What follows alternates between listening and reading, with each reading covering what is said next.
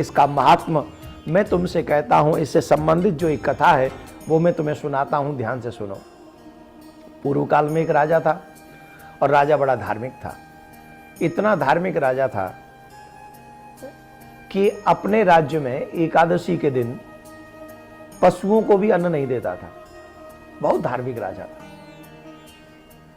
उसके राज्य में दूसरे राज्य से एक आदमी आया, व्यक्ति आया, और वो नौकरी मांगने लगा कि मुझे अपने राज्य में नौकरी दे दीजिए। राजा ने कहा कि बाकी तो सब ठीक है, हम तुम्हें नौकरी दे देंगे, लेकिन एक शर्त है। बोले क्या? एकादशी के दिन तुम्हें अन्न खाने को नहीं मिलेगा। नौकरी पाने के लालच में उस व्यक्ति ने उस समय हामी भर दी। बोले ठीक है, नौकरी मिल गई। अब एकादशी आई तो फलार दे दिया गया। बोले ये फल खा लो। अब तो महाराज वो गिड़गिड़ाने लगा। बोले मेरे प्राण निकल जाएंगे, मैं नहीं रह सकता। बोले हमने तुम्हें शर्त याद करो अपनी, हमने तुम्हें पहले ही नौकरी देने से पहले कहते। बोले कुछ नहीं महाराज, प्राण निकल जाएंगे, मैं व्रत नहीं रख सकता। तो बहुत गिड़गिड़ाने पर राजा को दया आ गई और राजा ने कहा भैया एक काम करो, मेरे राज्य में तो मत खाना, यहाँ से थोड़ा दूर चले जाओ।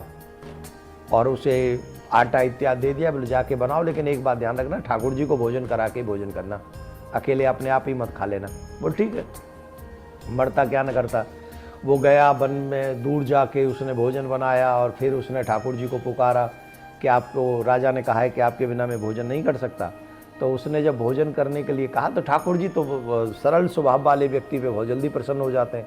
वो प्रसन्न हो गए और इतनी जल्दी प्रसन्न हो गए, पीरी पीताम्बर धारण करके, मोर मुकुट धारण करके तुरंत पहुंच गए। बोले भैया पहले भोजन करा।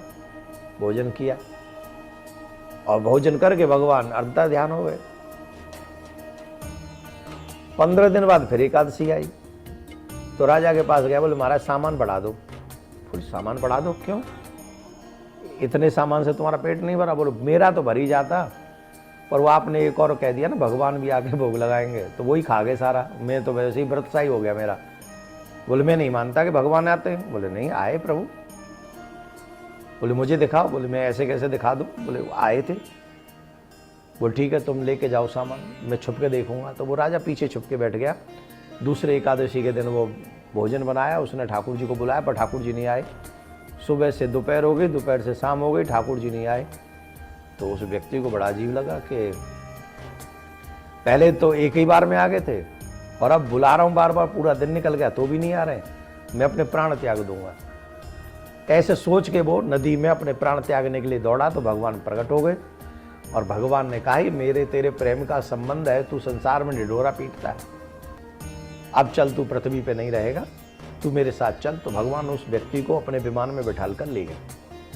राजा को ये बात समझ में आ गई, सिर्फ व्रत और नियमों से ही बात नहीं बनेगी, भगवान के चरणों में समर्पण भी बहुत आवश्यक है, श्रद्धा भी बहुत आवश्यक है। तो राजा ने फिर से व्रत तो करता ही था पर समर्पण भी प्रारंभ कर दिया, जिससे राजा भी अंतिम समय प्राण त्याग कर भगवान के धाम के लिए वो चला गया। बोलो राधे राधे।